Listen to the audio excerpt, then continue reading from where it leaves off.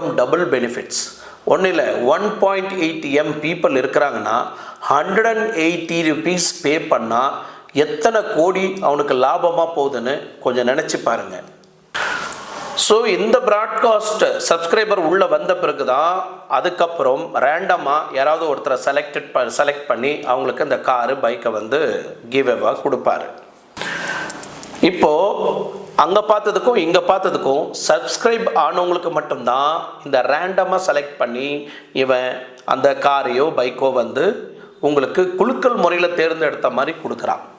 இது பார்க்கும்போது உங்களுக்கு அப்படியே எங்கேயோ கேட்ட மாதிரியே தெரியல. எஸ், கேரளாவில் லாட்ரி சீட் எப்படி விற்கிறாங்களோ அதே மெத்தடில் தான் அந்த ஐடியாவை யூஸ் பண்ணி இங்கே இருக்கக்கூடிய மக்களை முட்டாளாக்கிட்டு இருக்கிறான். சாரி சார், ஆனால் அதான் இது நிறைய பேர் தெரியாமல்